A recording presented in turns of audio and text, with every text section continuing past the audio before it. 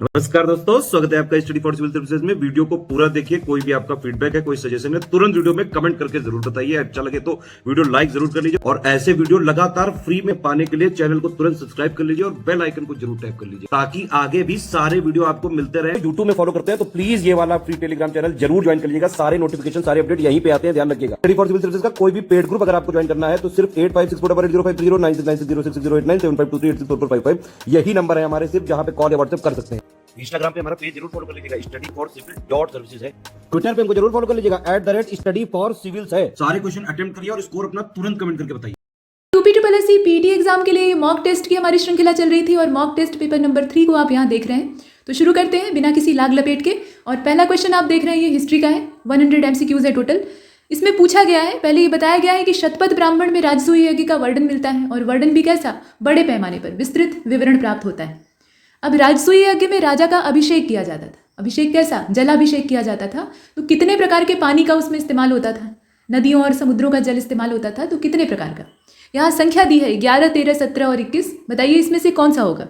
और इसका जो सही जवाब है वो इसमें से सी वाला होगा। 17 प्रकार के जल से अभिषेक होता था, ऐसा शतपथ ब्राह्मण में कहा गया है। और एक बात और है कि राजत्व का सिद्धांत, राजा की उत्पत्ति का भी प्रथम अच्छे खासे तौर पे जो उल्लेख है वो यहीं से प्राप्त होता है। युधिष्ठिर के राजसूय यज्ञ के बारे में आपने सुना होगा। जब कोई भी व्यक्ति नया राजा बनता था, मतलब पहले से राजा है तब तो ये चीज़ें नहीं आती थी, लेकिन जब नया राजा बनता था तो उसको अपनी महिमा स्थापित करनी पड़ती थी, अपना प्रभुत्व दिखाना पड़ता था। तो ये सब अपना दबदबा दिखाने का एक तरीका भी था। इसके बाद अगले वाले को देखते हैं, प्रश्न संख्या 2। इसमें कहा गया कि अहिच्छत्र और कांपिल्य दोनों निम्नलिखित में से किस महाजनपद की राजधानियां हैं। एक ही महाजनपद की 2 राजधानियां हैं अलग अलग हिस्से की। तो बताइए शूरसेन महाजनपद है, कुरु महाजनपद है, पांचाल है कि गांधार है। उत्तर आसान है, पांचाल की ये 2 राजधानियां थी, अहिच्छत्र और कांपिल्य। आगे बढ़ते हैं, प्रश्न संख्या 3 को देखें। दक्षिण भारत में सबसे पहले कौन से वंश के शासक थे जिनका नाम था शांति वर्मा। इन्होंने सोने के आहत सिक्के चलाए थे। ये कैसे थे, पंच मार्क कॉइन्स थे, इन पर आघात करके इन्हें तैयार किया जाता था, इसलिए इन्हें कहा जाता था आहत सिक्के। तो बताइए ये कौन सा वंश था, काकतीय वंश था, सातवाहन थे ये या कदम्ब थे। राजा के नाम से आप पकड़ सकते हैं, शांति वर्मा इनका नाम है।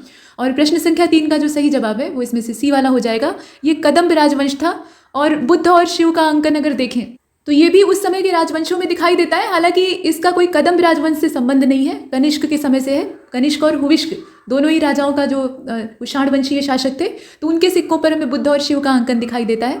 अच्छा, दक्षिण भारत में सबसे पहले जो कदम्ब राजा थे शांति वर्मा, उन्होंने ही सोने के आहत सिक्के, और बाद में इसी से प्रचलन निकल जाता है और कई सारे राजा करवाते हैं। और सीसे के सिक्के चलाने वाले कौन थे, सातवाहन थे। फिलहाल कदम्बों को देखते हैं। इसके बाद चौथे क्वेश्चन को देखें। आगे ही ब्लैंक स्पेस है, पूछा जा रहा है कि बिजोलिया अभिलेख जो है ये किस प्रदेश में स्थित है, सिर्फ इतना आपको बताना है। तो बिजोलिया अभिलेख में चौहान शासक विग्रह राज के द्वारा ढिल्लिका को जीतने की चर्चा है। ढिल्लिका, यहाँ नाम से आप गेस कर सकते हैं कि इसका वर्तमान नाम क्या है। फिलहाल बताइए, यहाँ कुछ प्रदेशों के नाम दिए हैं और इसका जो करेक्ट आंसर है वो इसमें सी हो जाएगा। राजस्थान में ये प्राप्त हुआ है बिजोलिया अभिलेख, जो कि लगभग 12वीं शताब्दी का है। ठीक, इसका जो समय है वो 12वीं सदी के आसपास का है। और इसमें जो चौहान शासक थे विग्रहराज, उनके द्वारा ढिल्लिका को जीतने की चर्चा है, और ढिल्लिका मतलब दिल्ली। आगे बढ़ते हैं, प्रश्न संख्या 5। इसमें पूछा गया कि which of the following ruler was not coronated twice. इसमें से किसका 2 बार राज्याभिषेक नहीं हुआ था। कुछ ऐसे राजा हैं अपने इतिहास में, प्राचीन हो चाहे मध्यकालीन या आधुनिक, कि उनका 2 बार राज्याभिषेक हुआ है। तो बताइए इसमें से कौन सा ऐसा नहीं है। फिरोज शाह तुगलक, बहलोल लोदी, शेरशाह सूरी और इल्तुतमिश। यहाँ कुछ नाम दिए थे और इसमें से करेक्ट आंसर क्या होगा, डी वाला हो जाएगा। इल्तुतमिश का 2 बार राज्याभिषेक नहीं हुआ है, बाकी जितने हैं वो 2-2 बार अपना कोरोनेशन करवाए हैं। इसमें फिरोज शाह तुगलक भी आता है, बहलोल लोदी भी आता है, इब्राहिम लोदी भी इसी प्रकार का शासक था। शेरशाह सूरी का भी 2 बार राज्याभिषेक हुआ था। एक बार तो हुमायूं को हराकर वो वहीं पर करवा लेता है, और उसके बाद फिर बाकायदा जब अपने सिंहासन पर आरूढ़ होता है मुगलों को हटाकर, तो वहाँ भी फिर से एक बार कोरोनेशन होता है। इसके अलावा औरंगजेब का भी 2 बार हुआ था और शिवाजी महाराज का भी 2 बार हुआ था, ये आप जानते हैं। तो ये लोग 2 बार राज्याभिषेक कराने वाले राजा हैं। फिलहाल इल्तुतमिश इससे बाहर है। आगे बढ़ते हैं, प्रश्न संख्या 6 को देखिए। हिंदू विधवा पुनर्विवाह अधिनियम, और ये 1856 का है, यानी डलहौजी के जमाने का। तो इसमें ये पूछा गया है, इसके अंतर्गत आगे ब्लैंक स्पेस है, इसमें हिंदू विधवाओं के लिए पुनर्विवाह को वैध घोषित किया गया। तो कौन से क्षेत्र में वैध घोषित किया गया था ये आपको बताना है। क्षेत्र का नाम नीचे दिया है। कहा गया है कि बंगाल प्रेसिडेंसी के शासन में आने वाले भारत के जितने क्षेत्र थे वहां पे इस प्रकार का विवाह वैलिड था। इसमें विधवाओं की स्थिति को सुधारने का प्रयास किया गया था और ये एक प्रशंसनीय कदम था, लेकिन जो दकियानूसी पाखंडी लोग थे वो इसका विरोध कर रहे थे। मतलब विधवाओं का अगर पुनर्विवाह, और पुनर्विवाह का मतलब उन्हें पुनर्जीवन देने की बात की गई थी, क्योंकि एक बार अगर कोई कन्या विधवा हो जाती थी तो उसका जीवन नर्क या नारकीय हो जाता था। मतलब जितनी भी जीवन की सुख सुविधाएं हैं वो उससे छीन ली जाती थी, उसके लिए एक पशु जैसा बर्ताव उसके साथ किया जाता था। तो वो स्थितियां न रहे, इसके लिए कानून बनाया गया था। और तत्कालीन जो समाज था उसमें महिलाओं की स्थिति इतनी ज़्यादा उन्नत नहीं थी कि वो स्वरोजगार करके अपना भरण पोषण कर सकें, क्योंकि उनका पालन पोषण वैसा नहीं हुआ रहता था, उन्हें दूसरे के आश्रित ही पाला गया रहता था। तो ऐसे में उन्हें एक अवलंबन उपलब्ध कराना, ये भी इसका उद्देश्य था। मतलब विवाह कर लेंगी तो एक सहारा उन्हें मिल जाएगा। तो उस समय की स्थिति के हिसाब से ये था। फिलहाल बताइए, बॉम्बे प्रेसिडेंसी के अधीन था या फिर ईस्ट इंडिया कंपनी के शासन में जितने क्षेत्र आते थे वहाँ यह अधिनियम काम करता था? तो क्वेश्चन नंबर 6, इसका करेक्ट आंसर सी ही होगा, क्योंकि ये अंग्रेजों के द्वारा लाया गया था, वो भी डलहौजी के द्वारा। तो इसमें ईस्ट इंडिया कंपनी के शासन के अधीन जितने भी भारत के क्षेत्र आते थे वहाँ पर ये वैध था। आगे बढ़ते हैं, प्रश्न संख्या 7 को देखें।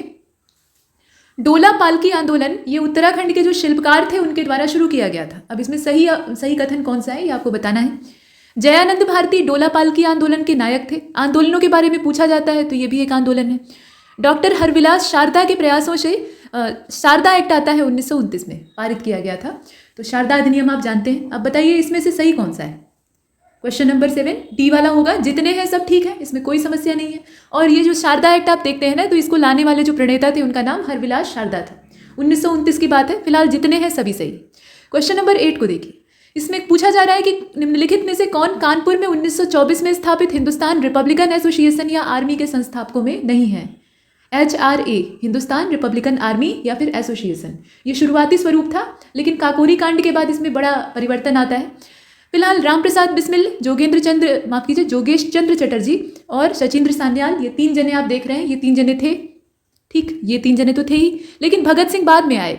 जब काकोरी कांड के बाद जितने भी HRA के बड़े बड़े नेता थे उनकी गिरफ्तारी होती है और उनको सूली पर चढ़ा दिया जाता है या आजीवन कारावास मिल जाता है, तो चंद्रशेखर आजाद उसमें अकेले रह जाते हैं। ये शुरुआत से ही इस पार्टी में जुड़े हुए थे और बड़े ही क्रांतिकारी विचारों के थे, बहादुर आदमी थे, तो ये अकेले रह जाते हैं। इनके पास जोश तो था, उत्साह था, उसकी कोई कमी नहीं थी, वीरता भी थी, लेकिन साथियों की आवश्यकता थी।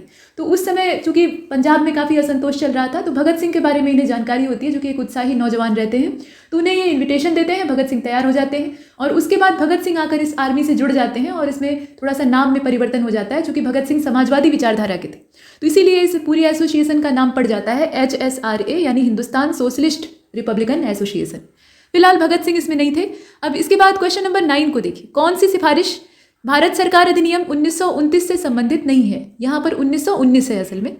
1919 का जो माउंटेग्यू चेम्सफोर्ड रिफॉर्म था उसी की बात की जा रही है। अब बताइए कि इसमें कौन सा कथन उससे जुड़ा हुआ नहीं है? तो द्वैध शासन को वहाँ पर स्वीकृति मिलती है, ऐसा कहा गया। प्रांतों में जिम्मेदार सरकार का विस्तार कर दिया जाता है। सांप्रदायिक निर्वाचन की जो प्रणाली लागू की गई थी मर्ले मिंटो रिफॉर्म से, तो उसको यहाँ पर कंटिन्यू किया जाता है, यानी और बढ़ा ही दिया जाता है। ब्रिटिश भारत और देशी रियासतों के लिए एक संघ की स्थापना की बात की जाती है। तो बताइए उसमें शामिल जो चीज़ नहीं है वो कौन सी है? और इसका जो करेक्ट आंसर है वो इसमें ए हो जाएगा। द्वैध शासन की स्वीकृति ये बाद में आती है। मतलब भारत सरकार अधिनियम 1919 का अगर आप देखें तो इस अधिनियम का नतीजा ये होता है कि 1927 का साइमन कमीशन बनता है। 10 साल के बाद उसको रिपोर्ट देनी थी और साइमन कमीशन की जो सिफारिशें थी उसमें द्वैध शासन का उन्मूलन था। ठीक, और प्रांतों में जिम्मेदार सरकार का विस्तार था, सांप्रदायिक प्रतिनिधित्व की निरंतरता थी। इसके अलावा ब्रिटिश भारत और देशी रियासतों के लिए एक संघ की स्थापना थी। तो ये आपने देखा। इसके बाद आगे चलते हैं। प्रश्न संख्या 10 को देखें। 1773 का रेगुलेटिंग एक्ट, इसके दौरान ब्रिटिश जो क्षेत्र था उसके प्रधानमंत्री कौन थे, यानी ब्रिटेन के प्रधानमंत्री कौन थे? तो लॉर्ड नॉर्थ का नाम दिया है, विलियम पिट्स है और एडिंगटन है। इसके अलावा कैवेंडिश बेंटिंग। बताइए इसमें से कौन से थे? तो क्वेश्चन नंबर 10 इसका ए हो जाएगा। लॉर्ड नॉर्थ उस समय प्रधानमंत्री थे और पहली बार कंपनी के शासन को या कंपनी के कार्यों को विनियमित करने का प्रयास किया गया था। क्वेश्चन नंबर 11 को देखें। यहाँ कुछ पेयर दिए हुए हैं, जैसे कि बगलिहार जल विद्युत परियोजना, ये बांदीपोरा जिले में है, जबकि दमन गंगा सिंचाई परियोजना का जो जिला है वो बलसाड़ है। जलगांव जिला पड़ता है गिरना सिंचाई परियोजना का, और पंबा सिंचाई परियोजना स्थित है पनाथा मथिट्टा गाँव में, माफ कीजिए जिले में। ये डिस्ट्रिक्ट का नाम दिया हुआ है। अब इसमें गलत कौन सा है ये आपको बताना है। तो पहले तो ये पता होना चाहिए कि ये सारे जिले कहाँ पे हैं। अब इसमें जो ए वाला है वही गलत दिया है। बगलिहार आप भी जानते हैं कि जम्मू कश्मीर में है। ये बांदीपोरा में कहाँ से पहुँच जाएगा? जम्मू कश्मीर का डोडा जिला है। बाकी जितने हैं वो सही हैं, जैसे कि दमन गंगा जो परियोजना है, पहले तो आप बगलिहार को इसमें मार्क कर लीजिए, यही एकमात्र गलत दिया है। जम्मू कश्मीर होगा और उसका डोडा जिला होगा। दमन गंगा सिंचाई परियोजना, ये दमन गंगा नदी पर ही है और बलसाड़ यानी ये बात हो रही है गुजरात की। और गिरना नदी पर बनी हुई है गिरना सिंचाई परियोजना, महाराष्ट्र में ये पड़ती है। पंबा नदी पर बनी हुई है पंबा सिंचाई परियोजना, ये केरल का जो पथानामथिट्टा जिला है वहाँ पे है। इसके बाद क्वेश्चन नंबर 12 को देखते हैं। करेक्ट ऑप्शन आपको इसमें से सेलेक्ट करना है। राज्य दिया है और वहाँ की सबसे ऊंची पर्वत चोटी दी है, तो हिमाचल प्रदेश में सबसे ऊंची है फोंगपुई, ओडिशा की है देवमाली, मध्य प्रदेश का है गुरु शिखर, ऐसा दिया हुआ है, और महाराष्ट्र की है सारामती। तो सही क्या है? 3 गलत है, वो देखकर मालूम हो रहा है। देखिए इसका करेक्ट आंसर बी हो जाएगा। इसमें सिर्फ ओडिशा का जो देवमाली दिया है वो परफेक्ट है, बाकी हिमाचल प्रदेश का अगर आप देखें, ओडिशा वाला इसमें पकड़ लीजिए। हिमाचल प्रदेश की सबसे ऊंची चोटी कौन सी है? लियोपार्गिल है। राजस्थान का आप भी जानते हैं गुरु शिखर है, अरावली का घिसा हुआ हिस्सा, और महाराष्ट्र की कलसुबाई है, मिजोरम का फोंगपुई है, और नागालैंड की सारामती है। इस तरीके से। इसके बाद क्वेश्चन नंबर 13 में चलते हैं। यहाँ कहा गया कि कैच द रेन कैंपेन 2022, इसका आयोजन ये जल शक्ति अभियान के तहत किया गया है, लेकिन कहाँ पर किया गया है ये बताना है आपको। वर्षा का जल बड़ा ही मूल्यवान होता है, साल के पूरे समय नहीं मिलता देश के अधिकतर हिस्सों में, और जब मिलता है तो इसे संचित करने की आवश्यकता होती है, क्योंकि इसका उपयोग हम बहुत बड़े बड़े कार्यों को करने के लिए कर सकते हैं। तो बताइए कहाँ पर आयोजित किया गया? भोपाल, रांची, लखनऊ, या इसमें से कोई नहीं? तो करेक्ट आंसर इसका इसमें से कोई नहीं होना चाहिए। असल में ये जो जल शक्ति अभियान के तहत कैंपेन चलाया गया था, ये 29 मार्च 2022 को शुरू किया गया था भारतीय राष्ट्रपति के द्वारा। ठीक, तो ये पूरे देशव्यापी था, इसमें कोई ऐसा नहीं है कि आयोजन इसका कहीं पर किया जाए, मतलब किसी प्रदेश विशेष में किया जाए। तो चूंकि इसमें राष्ट्रीय राजधानी नई दिल्ली को ही रखना सही है, नई दिल्ली से ही इसको लॉन्च किया गया था। ठीक, कैच द रेन कैंपेन जो है इसकी लॉन्चिंग कहाँ से होती है, शुरुआत कहाँ से होती है? नई दिल्ली से होती है। तो डी वाले को चुना, नॉन ऑफ दीज। इसके बाद आगे चलते हैं। क्वेश्चन नंबर 14 को देखिए। बॉक्साइट उत्पादक क्षेत्र महाराष्ट्र राज्य में स्थित है, ये कौन सा है? कालाहांडी है, पलामू है, कोलाबा है कि शहडोल है? शहडोल ये महाराष्ट्र में कहाँ से पहुँच जाएगा, ये आप वैसे भी सोच सकते हैं। देखिए कोलाबा है, कोलाबा जो है ये महाराष्ट्र का है और ये बॉक्साइट उत्पादक क्षेत्र है। बाकी कालाहांडी ओडिशा में है, कोयला उत्पादक, माफ कीजिए बॉक्साइट उत्पादक क्षेत्र। पलामू जो है वो झारखंड का है और शहडोल मध्य प्रदेश का है। तो इसमें से कोलाबा को हम बाहर कर लेते हैं। याद रखिएगा ये बॉक्साइट के उत्पादन के लिए फेमस है, एल्यूमिनियम का अयस्क है बॉक्साइट। और निम्नलिखित में से किस देश की ग्रामीण जनसंख्या सबसे कम है? 2011 के ही सेंसस को यहाँ पकड़े हुए हैं। तो भारत, चीन, पाकिस्तान और बांग्लादेश। ग्रामीण आबादी सबसे कम कहाँ पे है? बांग्लादेश की है, सबसे कम ग्रामीण आबादी यहीं पर है, और सबसे ज़्यादा ग्रामीण जनसंख्या है भारत में। उसके बाद दूसरे नंबर पर आता है चीन, तीसरे नंबर पर आता है पाकिस्तान, चौथे नंबर पर आता है इंडोनेशिया और 5वें नंबर पर आता है बांग्लादेश, मात्र 10 करोड़। आगे बढ़ते हैं। क्वेश्चन नंबर 16 को देखिए। यहाँ पर कहा गया कि ये वर्ष पूछा है कि किस वर्ष में संयुक्त राष्ट्र महासभा की घोषणा के बाद प्रत्येक वर्ष 15 जुलाई को विश्व युवा कौशल दिवस मनाया जाता है। ये तारीख आपको बतानी है, तारीख का मतलब यहाँ पे जो सन है वो बताना है। तारीख तो दी हुई है, ठीक, 15 जुलाई को ये कौन से सन से शुरू किया गया था? तो करेक्ट आंसर इसका क्या होगा? 2014 कौशल दिवस, ये विश्व युवा कौशल दिवस है जो कि मनाया जाता है 2014, इसमें करेक्ट आंसर होगा। इसके बाद क्वेश्चन नंबर 17 को देखिए। ऑपरेशन फ्लड भारत के कौन सी परिषद के द्वारा शुरू किया गया था? और यह एक ग्रामीण विकास कार्यक्रम है, ये तो आप जानते ही हैं। तो ये Indian council of agricultural research है, यानी कृषि अनुसंधान परिषद, या फूड कॉर्पोरेशन ऑफ इंडिया है, या नेशनल डेयरी डेवलपमेंट बोर्ड है? कौन सा है इसमें से बताइए। देखिए इसका सी हो जाएगा, ये डेयरी विकास बोर्ड के द्वारा शुरू किया गया एक ग्रामीण विकास कार्यक्रम था, और सी वाले ऑप्शन को चुना। आगे चलते हैं। क्वेश्चन नंबर 18 को देखिए। कालानुक्रम में आपको व्यवस्थित करना है, तो इसकी क्रोनोलॉजी आप देखें कि इंदिरा आवास योजना कब शुरू की गई थी, जवाहर रोजगार योजना कब, और केंद्रीय ग्रामीण स्वच्छता कार्यक्रम कब। इसकी डेट मालूम रहेगी तो आप अरेंज कर लेंगे। देखिए 1985 में इंदिरा आवास योजना शुरू होती है, 1989 में जवाहर रोजगार योजना शुरू होती है, और 1986 का है ग्रामीण स्वच्छता कार्यक्रम। तो इस हिसाब से अगर आप अरेंज करेंगे तो ये थोड़ा सा आगे पीछे करके व्यवस्थित हो जाएगा। इसका ए वाला सही, ठीक। आगे बढ़ते हैं। प्रश्न संख्या 19 को देखिए। इसमें कहा गया कि जब सरकार का बजट घाटे का होता है, अर्थात आय से ज़्यादा खर्चा होता है, तो घाटे को भरने के लिए सरकार के द्वारा जो उपाय अपनाए जाते हैं उसको क्या कहा जाता है? राजकोषीय घाटा ही कहते हैं, या फिर डिफेक्ट फाइनेंशिंग कहते हैं, यानी हीनार्थ प्रबंधन जिसे कहा जाता है, या फिर उसको मोराटोरियम कहा जाता है अर्थशास्त्रीय भाषा में। क्या बोलते हैं? क्वेश्चन नंबर 19 इसका बी हो जाएगा। हीनार्थ प्रबंधन का यही मतलब होता है, ये आप देख रहे हैं। मतलब सरकार का बजट अगर घाटे का होता है, यानी आय से ज़्यादा का होता है, तो उस घाटे को भरने के लिए सरकार उपाय अपनाती है और उपाय करना पड़ता है। आगे बढ़ते हैं। प्रश्न संख्या 20 को देखें। डिजिटल रूपी जो है ये शुरुआत, मतलब भारतीय रिजर्व बैंक के द्वारा जो डिजिटल रुपया है, इसकी शुरुआत वित्तीय वर्ष कब की गई है, कौन से वित्तीय वर्ष में की गई है, ये आपको बताना है। 2020-21 है, 21-22 है, 22-23 है, या नॉन ऑफ दीज है? तो इसका सी हो जाएगा। 22-23 का जो वित्तीय वर्ष है उसी में शुरू किया गया है। और अभी इससे संबंधित जो न्यूज़ हैं वो लगातार आती रहती हैं। क्वेश्चन नंबर 21 को देखें। 1946 में स्थापित भारतीय राष्ट्रीय कांग्रेस की विशेषज्ञ समिति की दूसरी बैठक, ये दूसरी बैठक थी, कहाँ पर आयोजित की गई? हैदराबाद, बॉम्बे, कलकत्ता, कौन सा? तो इसका जो करेक्ट आंसर है वो इसमें बी वाला हो जाएगा। बम्बई में आयोजित हुई थी और ये विशेषज्ञ समिति की बैठक थी जो कि 8 जुलाई 1946 को होती है। डेट इसमें आपको पता होनी चाहिए। और इससे ये जो पूरी विशेषज्ञ समिति है 2 बैठकें हुई थी। तो पहली जो है वो 20 से 22 जुलाई 1946 में हुई थी और दूसरी जो है वो 15 से 17 अगस्त 1946 बम्बई में होती है। स्थापना इस विशेषज्ञ समिति की जो है वो 8 जुलाई को हुई थी। थोड़ा सा बताने में मिस्टेक हुआ है, स्थापना का जो समय है वो 8 जुलाई है। उसके बाद जो पहली वाली बैठक हुई थी वो 20 से 22 जुलाई में हुई थी और दूसरी हुई थी 15 से 17 अगस्त। और ये पूरा समय कौन सा है? 1946 का है। तो इसका जो करेक्ट आंसर है वो बी हो जाएगा। इसके बाद क्वेश्चन नंबर 22 को देखें। इसमें कहा जा रहा है कि निम्नलिखित में से किस अनुच्छेद के तहत राज्य के लिए महाधिवक्ता से संबंधित प्रावधान प्रदान किए गए? अब ये कौन सा आर्टिकल है? 176 है, 165 है, 155 है या 148 है?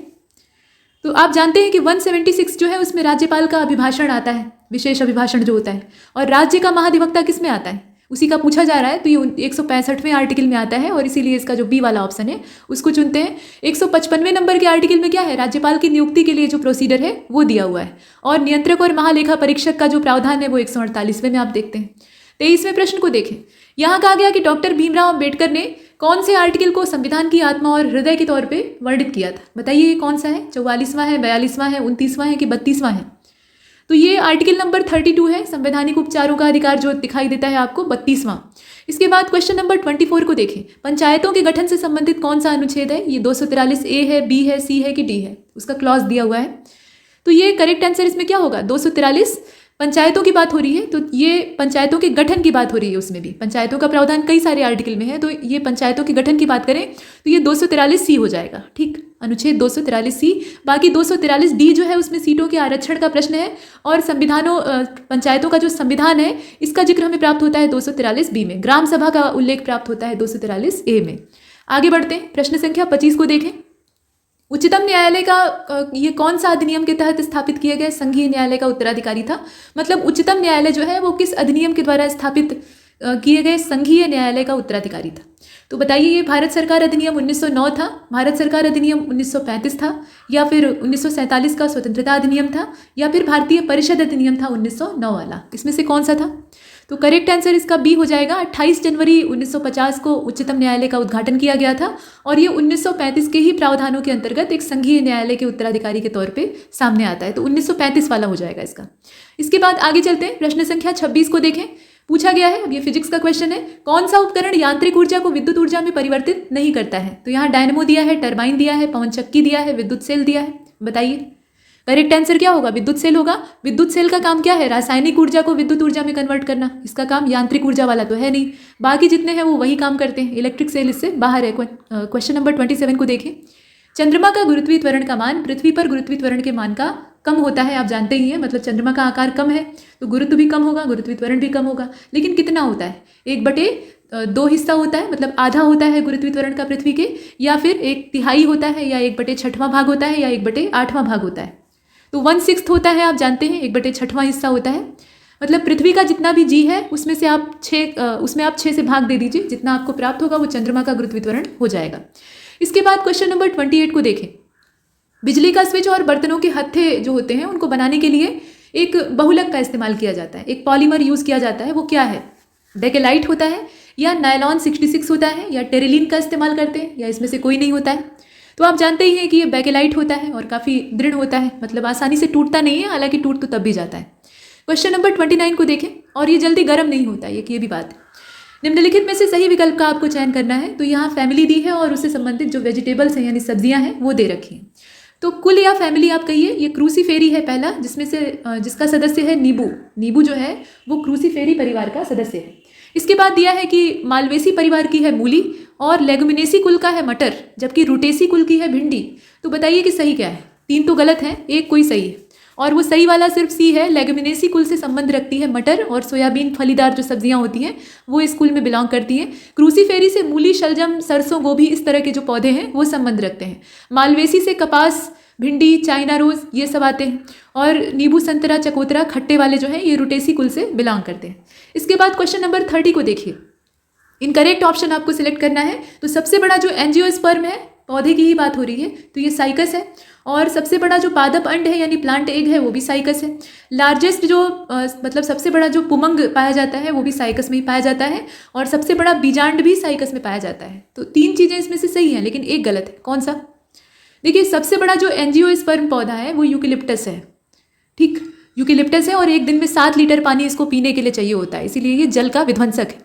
तो ये इसमें गलत है, बाकी जितने हैं वो सब सही है। क्वेश्चन नंबर 31 को देखें। कहा गया कि वह संख्या ज्ञात कीजिए जिसका कि 27% अगर आप निकालते हैं, मतलब कोई नंबर है जो कि नहीं यहाँ दिया हुआ है, तो अगर आप उसका 27% निकालते हैं तो वो 81 प्राप्त होता है। तथा उस संख्या में न्यूनतम कितना घटाया जाए कि वह संख्या पूर्ण वर्ग बन जाए। अभी वो पूर्ण वर्ग है नहीं, लेकिन अगर आप उसमें से कितना घटा दें, अब वही जितना घटाना है वो आपको बताना पड़ेगा, तो वो पूर्ण वर्ग बन जाएगी। तो यहाँ पर दिया हुआ है। ठीक, मतलब इसमें 2 तरह के क्वेश्चन हैं, इसमें समझने की कोशिश करिए। वह संख्या ज्ञात कीजिए जिसका कि 27% 81 आता है। तो पहली संख्या तो आपको यहाँ से ज्ञात करनी है, और दूसरी संख्या मालूम करनी है जिसमें से कि न्यूनतम हम कितना घटा दें कि वह संख्या पूर्ण वर्ग बन जाए। तो इसका जो करेक्ट आंसर है वो क्या होगा? इसमें 300 और 11 होगा। 300 वो संख्या है जिसका कि अगर आप 27% निकालते हैं तो आपको 81 प्राप्त होता है। और 11 वह संख्या है, मतलब 11 वह न्यूनतम संख्या है जिसको कि एक संख्या में से घटा देने पर वह पूर्ण वर्ग बन जाती है। तो यहाँ हमने देखा, और इसका जो करेक्ट आंसर है फिलहाल इसमें से कौन सा होगा? सी वाला हो जाएगा। आगे चलते हैं, प्रश्न संख्या 32 को देखिए। आरोही क्रम में आपको व्यवस्थित करना है, तो आपको इसमें देखना होगा आरोही क्रम क्या होता है। असेंडिंग ऑर्डर, सबसे छोटा वाला पहले रहता है और सबसे बड़ा वाला बाद में रहता है। तो सबसे छोटी संख्या इसमें कौन सी है? माइनस लगी हुई संख्याएं छोटी होंगी, यानी उनका मान कम होगा। अब उसमें से किसका मान सबसे कम है ये आप देख लीजिए। तो इसमें सही इसका क्रम क्या हो जाएगा? बी वाला अरेंजमेंट कर दीजिए, पहला, चौथा, तीसरा, पांचवा, दूसरा, ये एकदम परफेक्ट होगा। सबसे पहले सबसे छोटी संख्या क्या है? ये है -0.96। उसके बाद जो दूसरे नंबर पर आती है सबसे छोटी संख्या वो -0.64 है। अगर ध्यान दीजिए, अगर यही प्लस में रहती तो ये बड़ी हो जाती, लेकिन यहाँ जितना वो बड़ी संख्या रहेगी और उसके आगे माइनस रहेगा उतनी ही वो छोटी मानी जाएगी। उसके बाद तीसरे नंबर पर आएगा 0.24, उसके बाद 0.58, ऐसे करके हम इसे अरेंज करेंगे। तो कुल मिलाकर इसका जो बी वाला अरेंजमेंट है वो सही है। आगे बढ़ते हैं, प्रश्न संख्या 33 को देखें। इसमें आपको सॉल्यूशन प्राप्त करना है। ये समीकरण दे रखा है, तो समीकरण को देखिए। इसमें यहाँ पर ये 9 + 45/9 है, उसके बाद -8 और ये -4 जो है ये ब्रैकेट में है। जब इसका आप हल करके निकालेंगे, इसे आप हल करें, इसमें 9 से 45 में भाग दे दें, तो जो प्राप्त होगा उसको 9 में जोड़ें। जैसे आप ब्रैकेट वाले सवाल हल करते हैं ना, छोटा ब्रैकेट, मझला ब्रैकेट और बड़ा ब्रैकेट क्रमवार तरीके से तोड़ते हैं और उसके हिसाब से जोड़ घटाना गुणा भाग करते हैं, तो वही तरीका है। इसमें ब्रैकेट नहीं बना है फिलहाल। तो इसका जो करेक्ट आंसर है वो 46 आएगा, 46 आएगा। इसे आप हल करके देखिएगा। इसके बाद 34वें नंबर के प्रश्न को देखें। एक संख्या का 35% यहाँ दिया हुआ है। एक संख्या का 35% दूसरी संख्या के 30% के बराबर होता है। पहली संख्या और दूसरी संख्या का आपको अनुपात निकालना है। तो 2 रास्ते आपके पास है। एक तो ट्रिक के माध्यम से आप छोटा रास्ता अख्तियार करके निकाल लीजिए, दूसरा ये है कि दोनों संख्याओं को मान लीजिए, मतलब कोई भी ऐसे चर राशि मान लीजिए और उसके आधार पर एक छोटा समीकरण बना के निकाल लीजिए। दोनों तरीके हो सकते हैं। फिलहाल इसमें जो करेक्ट आंसर है वो इसमें का आएगा बी वाला, यानी 6 और 7 का अनुपात है। 6:7, पहली संख्या का 6, दूसरी संख्या का 7। आगे बढ़ते हैं, प्रश्न संख्या 35 को देखिए। 6 अंकों की सबसे बड़ी और सबसे छोटी संख्या का अंतर ज्ञात कीजिए।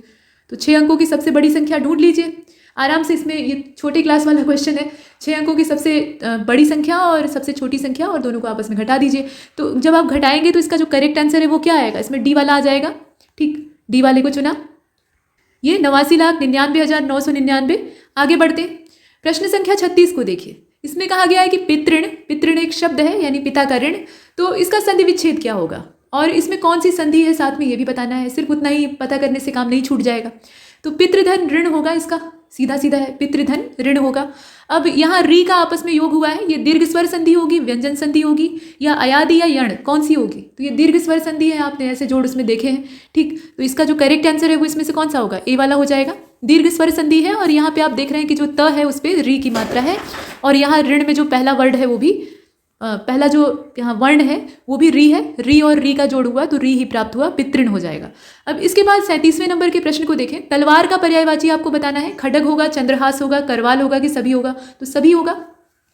चंद्रहास हालांकि तलवार का एक प्रकार है। रावण की जो तलवार थी ना उसको चंद्रहास कहा जाता था, भगवान शिव के द्वारा दी हुई थी। वैसे उसको तलवार के पर्यायवाची के तौर पर रख सकते हैं। तो इसमें से जो करेक्ट आंसर है वो इसका डी वाला हो जाएगा। इसके बाद देखिए पाणी, पाणी और पानी, ये श्रुति सम भिन्नार्थक शब्द हैं, मतलब सुनने में एक जैसे हैं लेकिन अर्थ भिन्न है। तो इनका मूल अर्थ क्या है? पानी और पानी। अभी राजस्थान में चले जाएंगे तो वहाँ न को अड़ा बोलते हैं, तो वहाँ पानी पीने के लिए दिया है ऐसे बोलेंगे, लेकिन पानी का मतलब कुछ और होता है और पानी का मतलब तो आप जानते ही हैं। तो बताइए इसमें कौन सा पेयर सही होगा इनके अर्थ के लिए? पानी और हाथ होगा, हाथ और जल होगा, तो हाथ और जल ही होगा, ज़्यादा नीचे जाने की आवश्यकता नहीं है। पानी मतलब क्या होता है? हाथ, और पानी मतलब जल होता है। इसके बाद आगे चलते हैं, प्रश्न संख्या 39 को देखें। ओछे की प्रीति बालू की भीति। भीति मतलब भित्ति यानी दीवार। तो ओछे के द्वारा जो स्नेह दिया जाता है वो असल में क्या है? स्थायी नहीं होता है, टिकाऊ नहीं होता है। वो ओछा है यानी एक जगह पे टिक कर नहीं रह पाता, उसका स्वभाव हमेशा बदलता रहता है। न उससे खुशी बर्दाश्त होती है, न दुख बर्दाश्त होता है, हर समय वो एकदम उदंड हो जाता है। तो वो प्रीति भी करेगा तो क्या होगा? क्षण मात्र की होगी। अब इस लोकोक्ति का क्या मतलब है? तो यहाँ आप कहें, देखिए, नीच की मित्रता क्षणभंगुर और अस्थायी होती है। बालू की भीति यानी बालू की जो दीवार है वो टिकाऊ होगी या नहीं होगी? टिकाऊ नहीं होगी, मतलब जरा सा झटका लगा, जरा सी हवा चली तो ढह गई। तो वही हाल यहाँ नीच व्यक्ति या जो ओछा व्यक्ति है उसकी मित्रता का भी होता है। इसके बाद 40वें नंबर के क्वेश्चन को देखें। सतह से उठता आदमी, ये एक रचना का नाम है, मतलब पुस्तक का नाम है। किसकी रचना है बताइए? ये मुक्तिबोध की रचना है, प्रसाद जी की है, इलाचंद्र जोशी की है, या फिर रेणु की है? तो ये रचना है गजानन माधव मुक्तिबोध की। ब्रह्म राक्षस आपको याद आ रहा होगा। आगे चलते हैं, प्रश्न संख्या 41 को देखिए, और 41 को देखने से पहले इस पैराग्राफ को देखिए जिसमें कि 41 से लेकर 45 तक का उत्तर छिपा हुआ है। ये पैसेज है अनसीन, और इसमें बताया गया है कि he was a vendor of sweets, मिठाई बेचता था, और he had his own peculiar method of advertising and doing business. उसके पास अपना तरीका था। तो हर स्ट्रीट वेंडर का या जो हर सामान को बेचने वाला विक्रेता होता है उसका अपना एक यूनिक तरीका होता है। तरह तरह के सुर निकाल कर और अलग अलग प्रचार का माध्यम अपना के वो एडवर्टाइज करता है ताकि सामान ज़्यादा बिके। He never depended upon other for help and work hard all alone. I speak for Murli the man who sold sweet.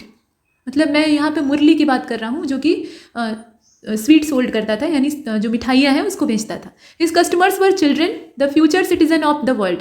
Eight the stroke of 9 in the morning, Murli would stand in front of school with his tray of sweets. Till about 11 the cell would be brisk. After that he यहाँ आप देख रहे हैं, इसको जरा underline करते चलते हैं। After that he moved off to other places. Even when the sweets become sticky in the heat, his businesses never slackened. There was depression in his business when the holiday come. देखिए, जब छुट्टियां होती थी तब उसके business में मतलब दबाव पड़ता था, क्योंकि तब उसकी बिक्री नहीं होती थी। नहीं तो वो कुछ समय तक स्कूल के सामने खड़ा होकर बच्चों को मिठाइयाँ बेचता था। उसके बाद वहाँ से कुछ खास समय के बाद वो प्रस्थान कर जाता था, दूसरी जगहों पर जाकर बेचता था। तो यहाँ एक स्ट्रीट वेंडर की बात हो रही है जो कि मिठाइयाँ बेचा करता है, और उसकी मिठाइयाँ बहुत धड़ल्ले से बिकती हैं। लेकिन जो हॉलीडे का समय होता है उसमें उसका सामान नहीं बिकता है, तो वो उसके लिए डिप्रेशन का समय होता है। अब इसमें आप देख लीजिए, इसे पूछा गया है कि कौन मुरली कौन था, मतलब ये जो व्यक्ति है ये असल में कौन था? तो ये एक बिजनेसमैन था, एक वेंडर था जो कि स्वीट्स बेचा करता था, एक जॉब सीकर था, या फिर एक स्टूडेंट था। तो उत्तर आसान है, आप आराम से यहाँ लगाइए और चलते बनिए यहाँ से। इसके बाद 42 को देखिए। हु वर हिज कस्टमर, उसके मेन कस्टमर कौन थे? वैसे तो वो कई जगह पे घूमता है तो उसके बहुत सारे कस्टमर हो सकते हैं, लेकिन पैसेज के हिसाब से कौन था? तो बच्चे ही थे, ठीक, चिल्ड्रन। और बच्चों को ही मिठाइयाँ ज़्यादा पसंद भी होती है। इसके बाद 43 को आप देखें। When did the depression come in his business, उसके बिजनेस में तनाव कब पैदा होता था? जब हॉलीडे होते थे, व्हेन द हॉलीडे कम। तो यहाँ तक हमने देखा। अब इसके बाद यहाँ ये कहा गया है कि select the alternative which is the best substitute of phrase. तो यहाँ आप देखिए, a person or thing that is likely to cause harm, तो उसे क्या कहेंगे? बताइए इसमें से कौन सा शब्द चुना जाए? 44। और इसका जो करेक्ट आंसर है वो इसका करेक्ट आंसर क्या होगा? ए वाला हो जाएगा, मैनस, ठीक। आगे चलते हैं, 45 को देखें। द एरिया नियर और सराउंडिंग अ पर्टिकुलर प्लेस, इसे हॉरिजन कहा जाएगा, वेसेंटी कहा जाएगा, क्या बोलेंगे इसमें से? तो 45 का इसमें से बी वाला हो जाएगा, ठीक। आगे चलते हैं, क्वेश्चन नंबर 45 का जो बी वाला ऑप्शन है वो परफेक्ट है। अब यहाँ 46 को देखिए। इसमें कहा गया कि निम्नलिखित 4 शब्दों में से 3 शब्द जो है वो किसी प्रकार से एक समान है, मतलब एक जैसे हैं। एक शब्द उससे बाहर है, तो समान अर्थ वाले 3 शब्द है, एक बाहर है, कौन सा है वही आपको चुनना है। तो सौजन्य दिया है, परोपकार दिया है, बाधा दिया है और सम्मान दिया है। तो इसमें से कौन सा करेक्ट आंसर होगा बताइए? इसमें अगर आप ध्यान से देखें तो सकारात्मक और नकारात्मक चीजें हैं। सौजन्य, परोपकार और सम्मान ये आपस में जुड़े भी हैं, क्योंकि किसी के सौजन्य से परोपकार किया जाता है, बदले में सम्मान मिलता है, तो ये आपस में जुड़ भी गया, और ये तीनों ही सकारात्मक हैं। लेकिन बाधा जो है वो एक नेगेटिव वर्ड है जो कि इसमें डाला गया है, तो इसको हम बाहर कर सकते हैं। इसके बाद 47 को देखें। यहाँ कहा गया कि वह व्यक्ति जो मेरे पुत्र की बहन का पति है, वह मेरा क्या लगेगा? तो रिश्ता जोड़कर देखिएगा, पुत्र की बहन का पति, वो मेरा क्या लगेगा बताइए? भतीजा लगेगा, दामाद लगेगा, पुत्र होगा या भाई? तो ये दामाद लगेगा, ठीक, बी वाले को चुनेंगे, ये सन इन लॉ वाला जो ऑप्शन है इसको चुना है। इसके बाद आगे बढ़ते हैं। यहाँ दो कथन दिए गए हैं, निष्कर्ष और मान्यता साथ में दी है, तो ये कथन जो है ये आपस में मैच करें या ना करें वो आवश्यक नहीं है। हाँ, निष्कर्ष कौन सा इसे फॉलो कर रहा है सिर्फ यही आपको देखना है। तो इसमें कहा गया, कथन पहले को देखें आप, सभी कवि जो है वो दिवा दृष्टा है, मतलब दिवा स्वप्न दृष्टा है, असल में दिन में सपने देखने वाले हैं, इसका ये मतलब है। और सभी चित्रकार जो है वो दिवा स्वप्न दृष्टा हैं। ये दो कथन आपको बता दिया गया कि दिन में सपने देखने का शौक कवियों को भी है और चित्रकारों को भी है। जितने कवि हैं वो सब दिन में सपने देखते हैं, ख्याली पुलाव पकाते हैं, और चित्रकार भी जितने भी हैं, मतलब सभी चित्रकार वो दिन में सपने देखते हैं। तो अब यहाँ ये बताया गया कि सभी चित्रकार कवि हैं, ऐसा कह दिया गया, और कुछ दिवा स्वप्न दृष्टा जो है वो चित्रकार नहीं है। अब आप बताइए कि कौन सा निष्कर्ष निकलता है। तो पहला वाला तो नहीं हो सकता कि सभी चित्रकार कवि हो जाए, ठीक। तो अब इसमें देखकर आप बताएं। दूसरा वाला भी नहीं हो सकता। दूसरा वाला इसलिए नहीं हो सकता, यहाँ ये कहा गया है ना कि कुछ दिवा स्वप्न दृष्टा चित्रकार नहीं है, ये नहीं कह सकते हम, एकदम कन्फर्म होकर नहीं कह सकते। तो न तो निष्कर्ष पहला ही सही है न दूसरा ही सही है, और इसीलिए हम बी वाले को चुनते हैं। कोई भी निष्कर्ष ठीक ढंग से नहीं निकल पा रहा है, बहुत बारीकी से इसमें देखना होता है। इसके बाद अगले वाले को देखें। प्रकाश गीता से लंबा है, अमर प्रभात से लंबा है, मतलब प्रकाश जो है वो इसमें गीता से लंबा है, गीता उससे छोटी है। अमर जो है वो प्रभात से लंबा है, लेकिन उतना लंबा नहीं है जितना कि गीता है। तो प्रबोध प्रकाश से लंबा है। अब आपको बताना है कि सबसे छोटा कौन है, तो सबसे लंबा तो इसमें प्रबोध हुआ, लेकिन उसके बाद अब छोटा कौन है ये देखना है। गीता छोटी है, प्रकाश छोटा है कि प्रभात छोटा है? तो करेक्ट आंसर इसका क्या होगा? प्रभात छोटा है। ये प्रभात छोटा है, डी वाला जो है इसमें। यहाँ देखिए जो इसका ट्रांसलेशन है वो मॉर्निंग दिया है, तो असल में एक लड़के का नाम है, तो प्रभात हो जाएगा। इसके बाद आगे चलते हैं, क्वेश्चन नंबर 50 को देखिए। 42 छात्राओं की कक्षा में प्रिंसी का क्रम ऊपर से 16वां है, और उसका क्रम अंत से कितना है? शुरुआत से तो बता दिया गया कि 16वें नंबर पर वो आती है, और 42 पूरी छात्राएं उस कक्षा में हैं। तो नीचे से गिनेंगे तब कौन से नंबर पर आएगी बताइए? ये नीचे से गिनने वाला 27वें नंबर पे आएगी, अगर नीचे से गिनना शुरू करते हैं तो यहाँ 27वां जो सही दिया है डी वाला। इसके बाद 51 को देखिए। यहाँ पर ये करंट अफेयर का क्वेश्चन है। कहा जा रहा है कि खादी और ग्रामोद्योग आयोग यानी KVIC के अध्यक्ष विनय कुमार सक्सेना ने उत्तर प्रदेश के किस शहर में देश की पहली मोबाइल हनी प्रोसेसिंग वैन को लॉन्च किया है? बताइए कि ये कौन सा शहर है? गाजियाबाद है, आगरा है, झांसी है कि मेरठ है? तो ये गाजियाबाद है, ठीक, गाजियाबाद में इसको लॉन्च किया गया है। अगले प्रश्न को देखें। फरवरी 2022 में किस अभिनेता को उत्तराखंड राज्य का ब्रांड एम्बेसडर घोषित किया गया है? तो ये कौन से अभिनेता हैं? संजय दत्त है, अभिषेक बच्चन है, अक्षय कुमार है या विद्युत जामवाल है? तो ये अक्षय कुमार है। और ऐसे अभिनेताओं को ब्रांड एम्बेसडर नहीं बनाना चाहिए, क्योंकि इनका कोई राज्य में विशेष योगदान तो होता नहीं है। एक्टिंग करके पैसा कमाना इनका उद्देश्य होता है। किसी ऐसे समाज सेवी या पर्यावरण के वेत्ता को वहाँ पर ब्रांड एम्बेसडर बनाना चाहिए जो हिमालयी संरक्षण में अपना योगदान दे रहा हो, हिमालयी जो प्राकृतिक धरोहर है उसको बचाने में योगदान दे रहा हो, ऐसे व्यक्ति को चुनना चाहिए। इसके बाद आगे चलते हैं, प्रश्न संख्या 53 को देखें।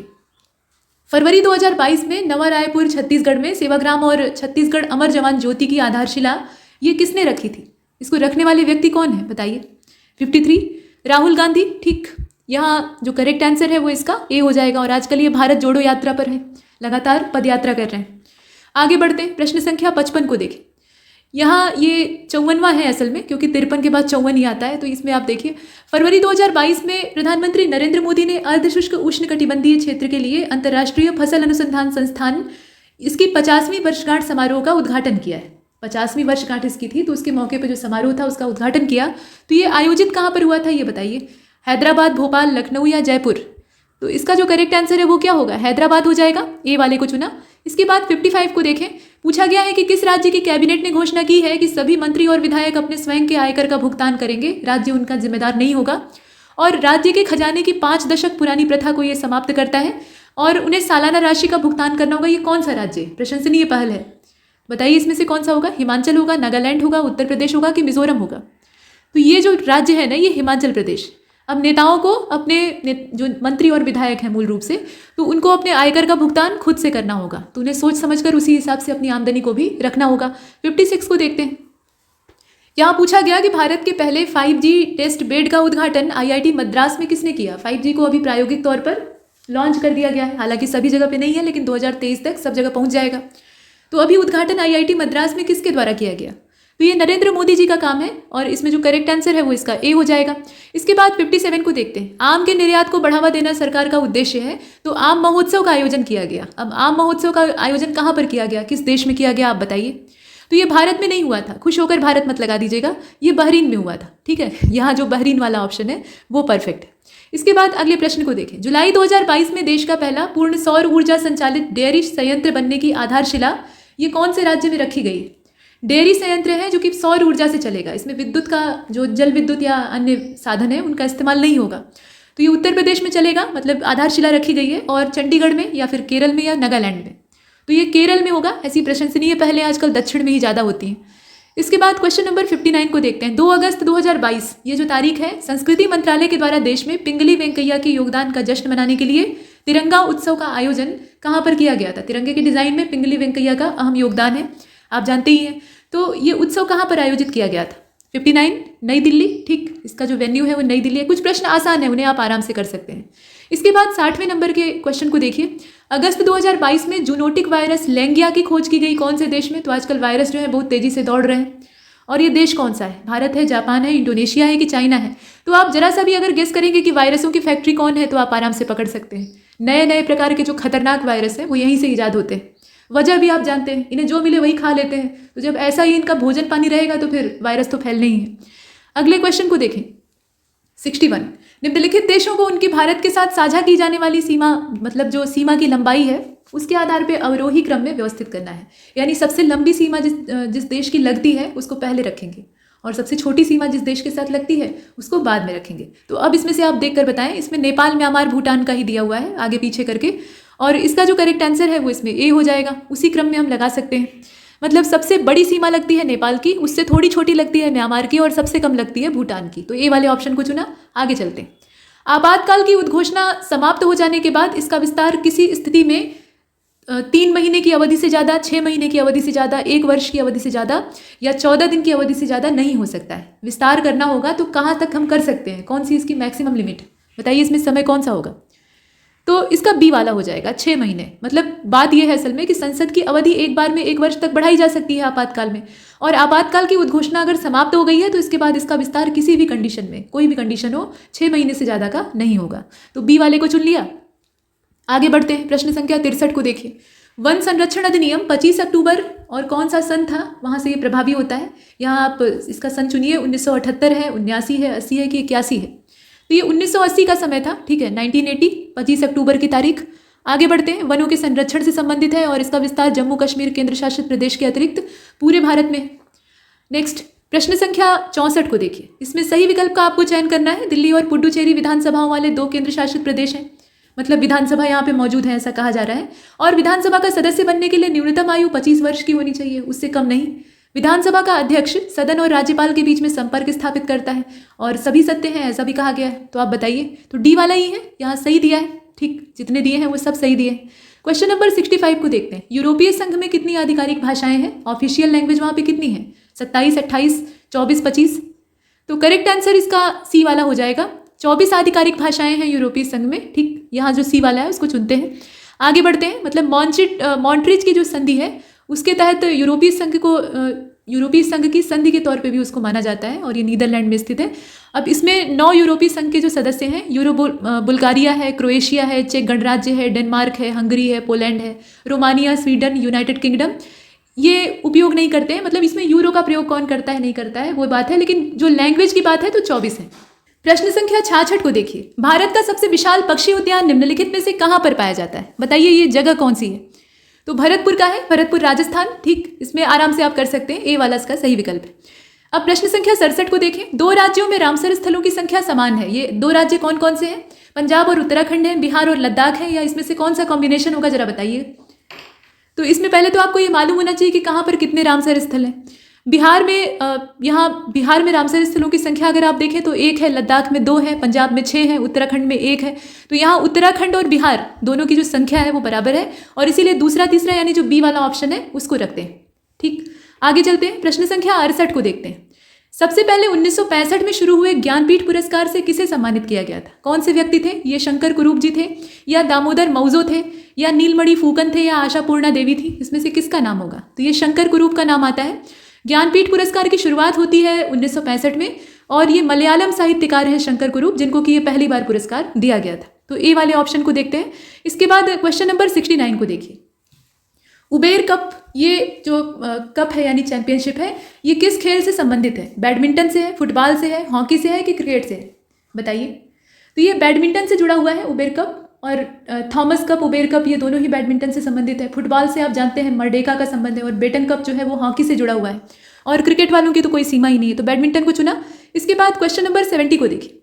किस प्रकार की साड़ी के लिए सूती धागे की रंगाई में प्राकृतिक मतदार का इस्तेमाल किया जाता है? मतलब जो कॉटन यान है उसको यहाँ रंगने के लिए यूज़ किया जाता है। तो ये वेंकटगिरी साड़ी है, बोमकाई साड़ी है, कोटपाड़ साड़ी है, जामदानी है, इसमें से कौन सी होगी? तो ये कोटपाड़ है, जीआई टैग इसको मिला है, उड़ीसा की ये है। ठीक, इस तरह का कोई विशिष्ट सामान होता है तो उसको दिया जाता है। ये कोटपाड़ जो है ये उड़ीसा की है, उड़ीसा को राज्य को इसके लिए जीआई टैग दिया गया है। सूती धागे की रंगाई में जो प्राकृतिक मतदार है उसका इस्तेमाल करके इसे तैयार किया जाता है, और डिज़ाइन में पशु पक्षी भी होते हैं, जैसे बत्तख का चित्रण होता है। इसके अलावा हाथ के पंखे, फूल, पालकी, मछली, जितने भी व्यवहारिक चित्र हैं वो सब वहाँ दिखाई देते हैं। क्वेश्चन नंबर 71 को देखिए। यहाँ एक गद्यांश दिया है और 71 से लेकर 75 का उत्तर उसी में आपको ढूंढना है।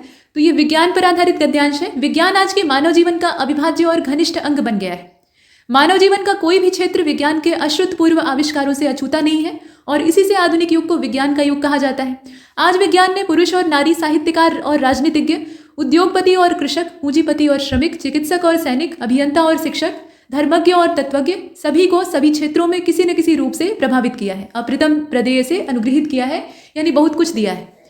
अब इसके साथ ये भी है कि आज समूचा परिवेश विज्ञानमय हो गया है। विज्ञान के चरण गृहिणी के रसोई घर से लेकर बड़ी बड़ी प्राचीरों वाले भवनों, अट्टालिकाओं में भी दृष्टिगत होते हैं, और वे स्थल और जल की सीमाओं को लांघकर अंतरिक्ष तक पहुंच गए हैं। मतलब सिर्फ वहीं तक सीमित नहीं है। यहाँ पर यह कहा गया है ना कि वो प्रत्युत का मतलब क्या होता है? बल्कि, तो बल्कि वे स्थल और जल की सीमाओं को लांघकर अंतरिक्ष में भी गतिशील हैं। वस्तुतः विज्ञान अद्यतन मानव की सबसे बड़ी शक्ति बन गया है, यहाँ पे बड़ी होगा, और इसके बल से मनुष्य प्रकृति और प्राणी जगत का शिरोमणि बन सका है। विज्ञान के अनुग्रह से वह सभी प्रकार की सुविधाओं और संपदाओं का स्वामित्व प्राप्त कर चुका है, और अब तक ऋतुओं के प्रकोप से भयाक्रांत और संत्रस्त नहीं है। हालांकि ये बात गलत है, प्राकृतिक आपदा अभी भी हमारे ऊपर हावी हो जाती है, और उसको रोकने का कोई उपाय विज्ञान के पास नहीं है। आगे देखें, विद्युत ने उसे आलोकित किया है, उष्णता और शीतलता दी है, बटन दबाकर वो किसी भी कार्य को संपन्न कर सकता है, इसकी ताकत उसके पास है। मनोरंजन के विविध साधन सुलभ हैं, और यातायात और संचार के साधनों की कोई सीमा ही नहीं है। तो समय और स्थान की दूरियां बहुत कम हो गई हैं। समूचा विश्व एक परिवार लगने लगा है, और कृषि और उद्योग क्षेत्र में उत्पादन की तीव्र गति होने के कारण आज दुनिया पहले से अधिक धन धान्य से परिपूर्ण है, और परेशान भी उतनी ही है। शिक्षा और चिकित्सा के क्षेत्र में विज्ञान की देन अभिनंदनीय है। विज्ञान के सहयोग से मनुष्य धरती और समुद्र के अनेक रहस्य हस्तामलक करके, यानी खोलकर, उनका खुलासा करके अब अंतरिक्ष लोक में प्रवेश कर चुका है। सर्वोपरि विज्ञान ने मनुष्य को बौद्धिक विकास प्रदान किया है और वैज्ञानिक चिंतन पद्धति दी है। वैज्ञानिक चिंतन पद्धति ने मनुष्य के अंधविश्वास, रूढ़िवादी परंपराओं से मुक्त होकर स्वस्थ, संतुलित ढंग से सोचने की क्षमता उसे प्रदान की है। मतलब वो सोच सकता है और यथार्थ और सम्यक जीवन जी सकता है। इससे मनुष्य के मन के युगों के अंधविश्वास और भ्रमपूर्ण दकियानुसी विचारों, भय और अज्ञानता को मुक्त कर दिया गया है। मतलब उससे मनुष्य को मुक्ति प्राप्त हुई है। विज्ञान की यह देन स्तुत्य है। मानव को चाहिए कि वह विज्ञान की समग्र देन को रचनात्मक कार्यों में सुनियोजित करे, लेकिन जितना ज़्यादा रचनात्मक कार्यों में सुनियोजित होता है उससे ज़्यादा इसका दुरुपयोग होता है। अब इसमें देखें, कहा गया कि विज्ञान मानव की सबसे बड़ी शक्ति इसलिए कहा गया या इसलिए कही गई क्योंकि विज्ञान पुल्लिंग है। तो इसलिए कहा गया क्योंकि इसके बल से मनुष्य क्या हो जाता है? विद्युत शक्ति का स्वामी हो जाता है, प्रकृति और प्राणी जगत में सर्वोपरि सिरमौर बन जाता है, सभी भौतिक सुविधाओं से संपन्न हो जाता है, अंतरिक्ष में भी हस्तक्षेप कर डालता है। क्या वजह है इसकी? तो सबसे मुख्य बात क्या है कि प्रकृति और प्राणी जगत का वो सिरमौर बन जाता है। देखिए, प्राणी जगत का तो सिरमौर बन जाता है, लेकिन प्रकृति का सिरमौर वो नहीं बन सकता। प्रकृति ने ही मनुष्य को बनाया है और मनुष्य ही नहीं, उसके जैसे न जाने कितने जीवों को बनाया है। तो प्रकृति का सिरमौर कोई नहीं हो सकता। प्रकृति चाहे 2 मिनट में मसल देगी, विज्ञान धरा का धरा रह जाएगा। तो वो एक अलग बात है। लेकिन यहाँ जो गद्यांश में कहा गया है उसी के आधार पर हमें आंसर देना है, तो बी वाला होगा। ठीक, आगे चलते हैं। क्वेश्चन नंबर 72 को देखिए। वैज्ञानिक चिंतन पद्धति ने मनुष्य का सबसे बड़ा उपकार या मनुष्य पर सबसे बड़ा उपकार यह किया है कि उसे कुछ चीज़ों से मुक्ति दे दी है। मुक्ति किससे मिली है? संतुलित अनुचिंतन से और पुरानी शिष्ट औपचारिकताओं से, भ्रमपूर्ण रूढ़िवादी विचारधारा से। तो यही वाला है। ठीक, भ्रमपूर्ण जो रूढ़िवादी विचारधारा है उससे मनुष्य को मुक्ति मिली है, और हमारी सांस्कृतिक परंपराएं भी कहीं ना कहीं खो रही हैं, लेकिन इसका करेक्ट आंसर सी होगा। इसके बाद 73 को देखते हैं। विश्व के परिवारवत लगने का मुख्य कारण क्या है? मतलब यहाँ बात ग्लोबलाइजेशन की हो रही। तो यातायात और संचार के साधनों का विकास हो गया है, गतिशील शक्तियां विज्ञान के पास है, विज्ञान के जीवन से बहुत घनिष्ठता है, या विश्व बंधुत्व की भावना विकसित हो रही है। क्या बात है इसमें, बताइए। तो यातायात और संचार के साधनों का विकास इतना ज़्यादा हो गया है कि लोगों को आपस में जुड़ने में कुछ पल का समय लगता है, मतलब कुछ क्षणों का समय लगता है। ठीक, तो इसमें ए वाला जो ऑप्शन है वही सही है, क्योंकि आपस में जुड़े हुए हैं लोग, चाहे यातायात के माध्यम से या संचार के जो साधन है आजकल डिजिटल, उनके माध्यम से, तो आपस में संपर्क बनाते देर नहीं लगती। तो ये परिवारवत लगने का मुख्य कारण है। हस्तामलक शब्द जो है वो अभिप्रेत है, माफ कीजिए, हस्तामलक शब्द से अभिप्रेत है, इससे उत्पन्न है, क्या है बताइए। अस्पष्ट परंतु सायास बोधगम्य, हाथ में रखे आंवले की तरह, हाथी के लिए आंवले की तरह, या स्पष्ट और अनायास बोधगम्य। तो हस्तामलक, इससे जरा आप अलग कर दीजिए, हस्तमलक, हस्त और मलक। हस्त मतलब क्या होता है, हाथ, ठीक, और आमलक मतलब क्या होता है, आंवला। तो इसका जो मोटा अर्थ है वो तो यही निकलता है कि हाथ में रखे आंवले की तरह, पास में रखे आंवले की तरह नहीं, बल्कि हाथ पर रखे आंवले की तरह। मतलब एक आंवले का फल है, उसको आप अपनी हथेली पर रख लीजिए, तो आप उसका पूरा जो 3 डायमेंशनल फिगर है उसको आराम से देख सकते हैं। मतलब उसको चारों ओर से घुमाकर उसका यहाँ तक कि आप डायमीटर भी नाप सकते हैं। ठीक, तो कुल मिलाकर वो आपके कंट्रोल में है। तो इस तरह की चीज़ को हम शाब्दिक तौर पे क्या कहेंगे, शाब्दिक तौर पे हम कहेंगे कि अस्पष्ट, स्पष्ट और अनायास बोधगम्य। ये वाला अस्पष्ट वाला नहीं होगा क्योंकि वो चीज़ तो स्पष्ट है। ठीक, तो हस्तामलक का जो मूल अर्थ है, वास्तविक अर्थ है, वो यही है, स्पष्ट और अनायास बोधगम्य। मतलब आप अनायास ही उसको देखेंगे और बता देंगे कि वो किस आकृति का है। और हाँ, हाथ पे रखे हैं तो उसके वजन का भी आप अंदाजा लगा सकते हैं, एकदम एग्जैक्ट नहीं, लेकिन एक अंदाजे से कह सकते हैं कि इसका वजन इतना होगा। तो इस तरह की जो बोधगम्य चीज़ होती है, जो कि आपके हाथों में है, आपके कंट्रोल में है, कुल मिलाकर उसको कहते हैं हस्तामलक। शाब्दिक अर्थ इसका यही है, हाथ में रखे आंवले की तरह, लेकिन यहाँ वो अर्थ नहीं निकालना है हमें, इसका जो गहरा अर्थ है वो निकालना है। इसके बाद 75 को देखते हैं। वैज्ञानिक चिंतन पदबंध से क्या आशय है, वैज्ञानिक चिंतन का क्या मतलब है, ये पूछा गया है। तो ये परंपरागत चिंतन होता है, भावात्मक चिंतन होता है, वैज्ञानिकों द्वारा किया हुआ चिंतन होता है, या स्वस्थ और संतुलित चिंतन होता है। तो वैज्ञानिक भी तो वही लोग होते हैं जो कि संतुलित सोचते हैं। तो ये स्वस्थ और संतुलित चिंतन होता है। मतलब इसमें जो मानसिकता है वो कैसी होती है, संतुलित होती है। इसके बाद एक और गद्यांश है, और इस गद्यांश को देखें। व्यक्ति की महत्वाकांक्षाएं विकट स्थानों पर बने हुए किलों की तरह से होती है, जिनको किसी के अवलंबन की नहीं बल्कि अपने बलबूते पर कठोर संघर्ष के बूते ही प्राप्त किया जा सकता है। एक व्यक्ति की सामान्य इच्छाओं की पूर्ति के लिए तो अन्य किसी की भी मदद ली जा सकती है, लेकिन महान लक्ष्यों की प्राप्ति करनी है तो खुद को ही खपाना पड़ता है, दूसरा उसमें कुछ नहीं कर सकता। और महान लक्ष्य व्यक्ति का अपना ऊंचा सपना होता है, वह उसकी संपूर्ण चेतना की डूब और संपूर्ण सामर्थ्य के बल पर ही प्राप्त किया जा सकता है। मतलब ये है कि अगर आपकी महत्वाकांक्षा कुछ पाने की है, महत्वाकांक्षा छोटी होती ही नहीं है। महत्वाकांक्षा का मतलब क्या है, महत आकांक्षा, यानी बहुत बड़ी आकांक्षा, ऐसी आकांक्षा जिसको कि सभी लोग नहीं सोच सकते या सभी लोग उसकी कल्पना नहीं कर सकते।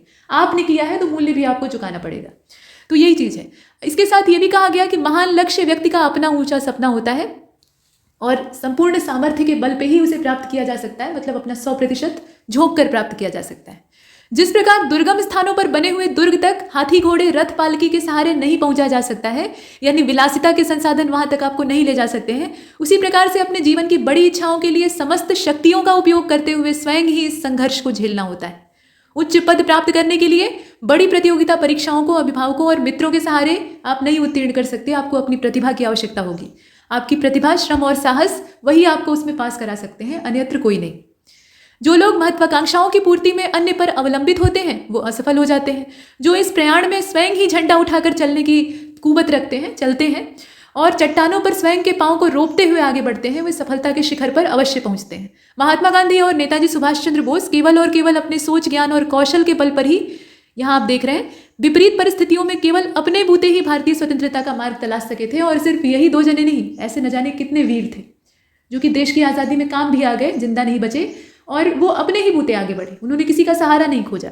तो अब आपको ये बताना है, ये पूरा एक गद्यांश था, छोटा सा ही था लेकिन अच्छा था।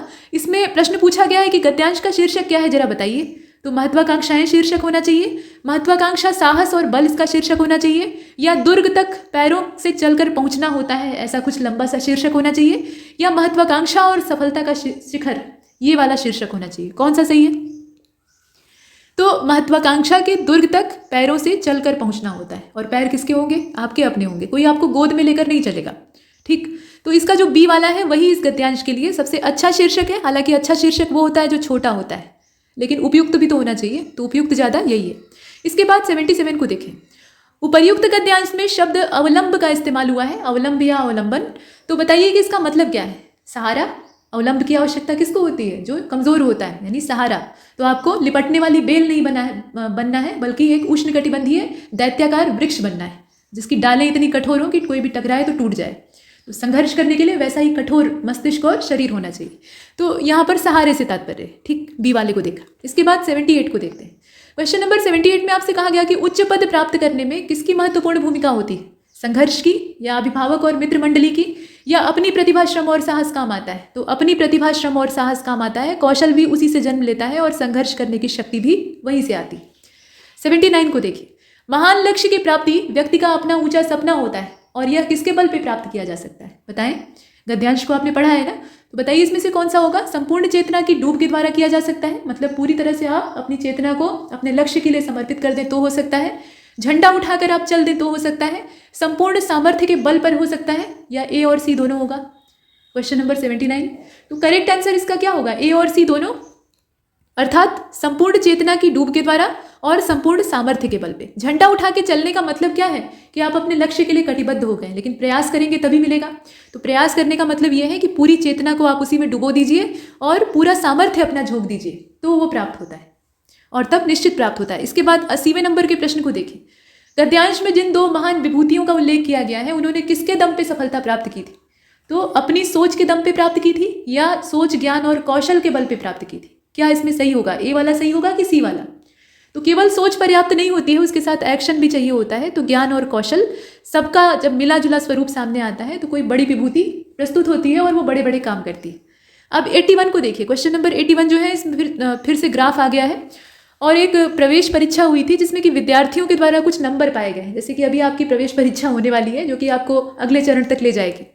तो यहाँ देखें कि प्रवेश परीक्षा में विद्यार्थियों के द्वारा कुछ अंक अर्जित किए गए हैं। अब जो ये ग्राफ बना हुआ है ना, इसमें एक्स एक्सिस और वाई एक्सिस आप देख रहे हैं।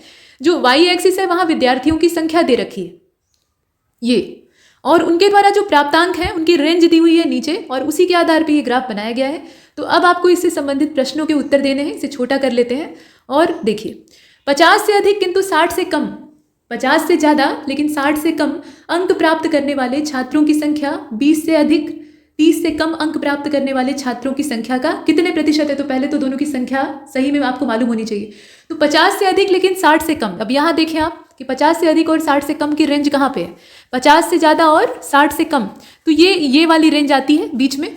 तो इस रेंज के अभ्यर्थी जो है वो आएंगे, और 20 से अधिक लेकिन 30 से कम यानी ये वाली जो रेंज है इसमें जो आएंगे, इन दोनों को आप देख लीजिए। और उसके बाद यही पूछा गया है कि जो 20 से अधिक 30 से कम प्राप्त करने वाली संख्या छात्रों की संख्या का कितने प्रतिशत है। तो दोनों का आपस में प्रतिशत निकाल लीजिए। जब आप प्रतिशत निकालेंगे तो इसका जो करेक्ट आंसर है वो आएगा 50, 50% वो होता है। तो इसका डी वाला ऑप्शन चुना। इसके बाद क्वेश्चन नंबर 82 को देखिए। 30 से अधिक लेकिन 50 से कम अंक प्राप्त करने वाले छात्रों की कुल संख्या कितनी है, जरा यहाँ देख कर बताइए। देखिए 30 से ज़्यादा लेकिन 50 से कम, 30 से ज़्यादा लेकिन 50 से कम। यहाँ आप देखें 30 से ज़्यादा लेकिन 50 से कम, यानी इस बीच की बात की जा रही है। अब इस बीच में जितने आते हैं उन सबको आप देखें, ये वाले, और टोटल ये कितने हुए, 48 होते हैं। ठीक, ऐसे छात्रों की संख्या कितनी है, 48 है। वापस इसे छोटा कर लेते हैं। प्रश्न अगला क्या पूछा गया है, यहाँ पूछा गया कि 10 से 20 अंक प्राप्त करने वाले छात्रों की संख्या, अच्छा 82वां जो था ना, इसका करेक्ट आंसर 48 था, यानी ए वाला सही था। हाँ, 83वें को देखते हैं। तो 10 से 20 अंक प्राप्त करने वाले छात्रों की संख्या 70 से 80 अंक प्राप्त करने वाले छात्रों की संख्या का कितना गुना है। तो ये तो आप ग्राफ देख लीजिएगा। इसमें आराम से, जैसे पीछे हमने प्रतिशत निकाला था ना, वैसे ही कितना गुना है यहाँ पे ये निकालना है। तो 3 गुना होगा। ठीक, सीधे सीधे 3 गुना होगा। तो करेक्ट आंसर क्या होगा इसका, बी वाला हो जाएगा। इसके बाद 84 को देखते हैं। 50 से अधिक किंतु 70 से कम अंक प्राप्त करने वाले छात्रों की संख्या किस अंक समूह के छात्रों की संख्या के बराबर होगी। 50 से अधिक लेकिन 70 से कम अंक प्राप्त करने वाले जो छात्र हैं उनकी संख्या कौन से अंक समूह के छात्रों की संख्या के बराबर आ रही है। तो ये जो संख्या है ना, ये बराबर होगी किसका, जो 30 से 40 वाला ग्रुप है उसके बराबर होगी। मतलब ऐसे छात्र जिनका कि 50 से ज़्यादा अंक है लेकिन 70 से कम अंक है, उनकी संख्या ठीक उतनी ही है जितनी कि 30 से 40 अंक के बीच वाले छात्रों की संख्या है। तो इसीलिए इसमें ए वाले को चुना। इसके बाद आगे चलते हैं। प्रश्न संख्या 85 को देखिए। 40 से अधिक, यहाँ ध्यान से देखें, 40 से अधिक लेकिन 60 से कम अंक प्राप्त करने वाले विद्यार्थियों की संख्या 10 से अधिक है। यहाँ आप देखें विद्यार्थियों की संख्या 10 से अधिक तथा 30 से कम अंक प्राप्त करने वाले विद्यार्थियों की संख्या का अगर हम अनुपात निकालते हैं, यहाँ प्रश्न को पढ़ने में थोड़ा सा बीच में ब्रेक हो गया था। कहने का मतलब यह है कि 40 से अधिक लेकिन 60 से कम अंक प्राप्त करने वाले जो विद्यार्थियों की संख्या है उसको रखेंगे और 10 से अधिक और 30 से कम अंक प्राप्त करने वाले विद्यार्थियों की संख्या को अलग रखेंगे और दोनों का निकालेंगे अनुपात। तो अनुपात कितना आएगा बताइए। ग्राफ में देखकर दोनों की संख्या आपको लिखनी है और दोनों का आपस में भाग देना है। तो ये अनुपात कितना प्राप्त होगा, 7-9 का है, 7-8 का है, 9-7 का है। ये 9-7 का ही होगा, ठीक है, 9 और 7 का रेशियो आएगा। इसके बाद अब अगला हिस्सा शुरू होता है, यानी 86 से लेकर 90 तक के जो क्वेश्चन है उनके लिए ये ग्राफ नया वाला है। और इसमें जो प्रश्न है ध्यान से देखें, इसमें जो एक्स एक्सिस है उस पर वर्ष दिया हुआ है और जो वाई एक्सिस है उधर अमाउंट दिया हुआ है जो कि करोड़ रुपए में है। और इसे देखकर आपको बताना है। यहाँ रेवेन्यू और एक्सपेंडिचर की बात की जा रही है 2014 से लेकर 19 के बीच में कुछ कंपनियां हैं XYZ, उनके संदर्भ में। तो प्रश्न क्या है, किस वर्ष में आय 2014 से 2019 के दौरान कंपनी के औसत व्यय से 33.3% ज़्यादा थी।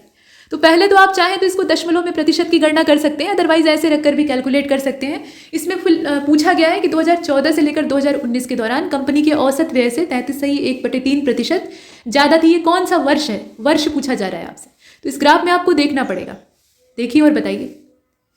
यहाँ प्रश्न देख रहे हैं और क्वेश्चन नंबर 86 जो है ना, इसका करेक्ट आंसर हो जाएगा 2018। 2018 का जो समय है ना, उस समय ये इतना ज़्यादा थी। इसके बाद आगे बढ़ते हैं, अगले वाले को देखते हैं। प्रश्न संख्या 87 को देखिए। इसमें कहा जा रहा है कि 2015 और 2017 में कुल आय 2017, 18 और 19 में कंपनी के कुल व्यय की कितनी प्रतिशत है। दशमलव के बाद एक ही स्थान तक आपको कैलकुलेट करना है, उसके बाद मेहनत नहीं करनी है क्योंकि ये कटेगा नहीं। तो इसमें बताइए कि कौन सा होगा, 88.2 होगा, 88.5 होगा, 88.4 होगा। करेक्ट आंसर इसका क्या होगा, 88.2 आएगा, यानी ए वाला जो ऑप्शन है वो सही है। इसके बाद नेक्स्ट क्वेश्चन नंबर 88 पूछा गया कि 2014 की आय किस वर्ष के व्यय के बराबर है। तो आय और व्यय दोनों दिया था, आप इसमें से देखें तो किस वर्ष के व्यय के बराबर है। 88वें को आप देखिए, इस ग्राफ में देखकर बताइए। और इसका जो राइट आंसर है वो इसमें 2015 हो जाएगा, इसके ये व्यय के बराबर है। 2015 को आप देख रहे हैं यहाँ पे, इसमें रेवेन्यू और एक्सपेंडिचर दोनों दिया है, तो रंग अलग अलग है, उससे आप पहचान सकते हैं। इसके बाद आगे चलते हैं, 2015 इसमें जो राइट आंसर है वो यहाँ माना जाएगा। इसके बाद क्वेश्चन नंबर, ये 88वां आपने देखा, ए वाला इसका सही था। क्वेश्चन नंबर 89 को देखिए। 2019 का जो व्यय है वो 2015 के व्यय से कितने प्रतिशत ज़्यादा है। तो दोनों का व्यय देख लीजिए और देख लीजिए कि दोनों में कौन सा ज़्यादा है और कितने प्रतिशत ज़्यादा है। तो जब प्रतिशत में आप निकालेंगे तो ये आ जाएगा, यहाँ आप कैलकुलेट करेंगे तो 13.33% आएगा, टू बी एग्जैक्ट 13.33, यानी सी वाला जो ऑप्शन है वो सही है। इसके बाद क्वेश्चन नंबर 90 को देखिए। इसमें कहा जा रहा है कि 2015 की आय तथा व्यय का अंतर तथा 2019 की आय तथा व्यय के अंतर का अनुपात कितना है। तो पहले तो आय और व्यय का अंतर 2015 के लिए निकाल लीजिए ग्राफ देखकर, उसी प्रकार से 2019 के लिए आय और व्यय का अंतर निकाल लीजिए और दोनों का आपस में रेशियो निकाल लीजिए। तो रेशियो जब आप निकालेंगे तो ये प्राप्त होगा 4-7 का अनुपात, 4 और 7 का अनुपात यहाँ मिलेगा और इसीलिए जो करेक्ट आंसर है वो इसका सी हो जाएगा। Next question number 91। अब 91 से लेकर 95 तक ये टेबल देखकर आपको उत्तर देना है और ये जो टेबल बनी है इसमें 2000 से लेकर, मतलब सन 2000 से लेकर 2002 में एक निजी फर्म के कर्मचारियों के वर्गीकरण को दर्शाया गया है। तालिका का अध्ययन आपको करना है और संबंधित प्रश्नों के उत्तर देने। यहाँ पर जो अंग्रेजी में शब्द दिए हैं उनका हिंदी में अर्थ दिया है, जैसे कि टेक्नीशियन है, एनालिस्ट है, चपरासी है। तो अर्थ क्या दिया है, बल्कि एक तरह से प्रोनाउंसिएशन दिया हुआ है। अब इसमें आप देखें नंबर यहाँ इस टेबल को थोड़ा सा बड़ा कर लेते हैं। अब देखिए कैटेगरी ऑफ एम्प्लॉय दी हुई है, मतलब कुछ मैनेजर हैं, कुछ अकाउंटेंट हैं, कुछ प्रोग्रामर हैं, कुछ टेक्नीशियन है, कुछ एनालिस्ट हैं, कुछ जो है वो प्यून है। तो नंबर इन 2000 यहाँ संख्या दे रखी है। तो सन 2000 में यहाँ जो संख्या है इसे 19 दिया है, 115 दिया है, 134 दिया है, 116 दिया है ऐसे, और 2002 में जो संख्या है वो दे रखी है। अब ये तालिका देखने के बाद जो प्रश्न पूछा जाए उसका उत्तर देना है। तो इसमें आप देखें वर्ष 2000 तथा 2002 में, यानी सन 2000 और 2002 में कर्मचारियों की श्रेणी में किस कर्मचारी की संख्या में कोई बदलाव नहीं दिखाई दिया है, मतलब कौन सी श्रेणी में बदलाव नहीं आया है। तो आप देखें कि बदलाव तो सभी में आया है, लेकिन जो मैनेजर वाली श्रेणी है उसमें बदलाव नहीं आया है, दोनों में 19-19 है और इसीलिए इसमें जो करेक्ट आंसर है वो इसका क्या होगा, प्रबंधक यानी मैनेजर वाला हो जाएगा। इसके बाद आगे चलते हैं, क्वेश्चन नंबर 92 को देखिए। वर्ष 2000 से लेकर 2002 में किस प्रकार के कर्मचारियों में सर्वाधिक वृद्धि देखी गई है। अब कौन से कर्मचारी ये हैं बताइए। तो प्रबंधकों की संख्या में तो कोई परिवर्तन ही नहीं आया है। टेक्नीशियन, एनालिस्ट और प्रोग्रामर को देख लीजिए, इसमें से कौन सा होगा, मतलब किसकी संख्या में ज़्यादा वृद्धि देखी गई है? 134 से 173 कौन हुए हैं? प्रोग्रामर हुए हैं। टेक्नीशियन जो है वो 116 से 120 हो गए हैं। वैसे ही जो एनालिस्ट है उनकी संख्या 32 से 133 सीधा हो गई है। तो सबसे बड़ा अंतर किस में आया है? एनालिस्ट की संख्या में आया है, और इसीलिए इसमें जो 92 वाला है ना, इसका करेक्ट आंसर क्या होगा? सी वाला हो जाएगा। एनालिस्ट की संख्या में काफ़ी बड़ा उछाल आया है। इसके बाद क्वेश्चन नंबर 93 को देखते हैं। वर्ष 2002 में सभी प्रकार के कर्मचारियों की औसत संख्या कितनी है? औसत संख्या आपको दशमलव के 2 अंक तक ही कैलकुलेट करनी है। तो औसत संख्या आप निकाल लीजिए। इसमें करेंगे क्या? सबको जोड़ देंगे और जितनी संख्या है उतने के नंबर से नीचे से भाग दे देंगे। तो जोड़कर भाग दीजिए, कितना आएगा? आराम से कर लेंगे आप। इसमें क्वेश्चन नंबर 93 का जो करेक्ट आंसर है 124.66 हो जाएगा, यानी 124.66। मतलब करना क्या है इसमें? और कुछ नहीं करना था, सीधा इसको जोड़ना है। सबको आपस में जोड़ दीजिए और जितना यहाँ पे है, ये देखिए 1 2 3 4 5 6 से भाग दे दीजिए, आ जाएगा। इसके बाद आगे चलते हैं, अगले वाले को देखते हैं। प्रश्न संख्या 94 में पूछा गया है कि सन 2000 और 2002 में सभी प्रकार के कर्मचारियों की कुल संख्या का अनुपात कितना है? तो पहले आप कुल संख्या दोनों की निकाल लीजिए, मतलब सन 2000 में और 2002 में, और फिर अनुपात निकालिए। तो जोड़कर जब आप इसका फिर भाग देंगे आपस में, यानी अनुपात निकालेंगे, तो 94 का जो राइट आंसर है वो बी हो जाएगा। 128 और 187 का अनुपात है। ठीक, 128 और 187 का अनुपात है, यानी जो इसका बी वाला ऑप्शन है वो सही है। इसके बाद 95 को देखें। सन 2000 से लेकर 2002 तक टेक्नीशियन की संख्या में कितने प्रतिशत की वृद्धि हुई है? तो पहले तो कितनी वृद्धि हुई है वो देख लीजिए। टेक्नीशियन यहाँ आप देख रहे हैं, ये वाला टेक्नीशियन पहले कितने थे? 116 थे, और फिर बढ़कर 120 हो गए। तो प्रतिशत में वृद्धि इसकी निकालेंगे तो इसका करेक्ट आंसर कितना आएगा? 3.44। मात्र 3.44% की ही वृद्धि हुई है, यानी ज़्यादा कोई बढ़ोतरी नहीं हुई है। और इसीलिए इसका जो करेक्ट आंसर है वो इसमें कौन सा होगा? ए वाला हो जाएगा। यहाँ पूछा गया था ये वाला। ठीक, तो 3.44 यानी ए वाला। इसके बाद अब 96 से लेकर 100 तक फिर एक टेबल बनी है, और इसमें भारत में 5 वर्षों के दौरान 5 अलग अलग राज्यों में जो एसएससी की परीक्षा है उसमें शामिल होने वाले छात्रों की संख्या को दर्शाया गया है, राज्यवार दर्शाया गया है। इसमें आंध्र प्रदेश है, उत्तर प्रदेश है, मध्य प्रदेश है, पंजाब है और केरला है। वर्ष दिए हुए हैं 2012, 13, 14, 15, 16। तो अब इसी के आधार पर आपको प्रश्नों के उत्तर देने हैं। तो 2012 से लेकर 2016 तक, यहाँ आप ध्यान से देखें, 2012 से लेकर 2016 तक कुल संख्या की दृष्टि से किस प्रदेश के छात्रों ने एसएससी की परीक्षा में परचम लहराया, यानी सफलता प्राप्त की, और सर्वाधिक संख्या में उसी प्रदेश से छात्र उत्तीर्ण हुए? ये कहने का मतलब है परचम लहराने का, और क्या मतलब? सफलता प्राप्त करना। तो इसमें आप बताएं 2012 से लेकर 2016 तक अगर टोटल हम निकालें तो किस राज्य का प्रदर्शन सबसे ज़्यादा रहा है? इसमें आप आंध्र प्रदेश को देख रहे हैं, उत्तर प्रदेश को देख रहे हैं, केरला को देख रहे हैं। तो आंध्र का ही सर्वाधिक है। अगर यहाँ प्रदर्शन की बात करें तो आंध्र जो है वो पहले नंबर पर दिख रहा है। यहाँ आप देख रहे हैं, नंबर भी देखकर अंदाजा लग रहा है।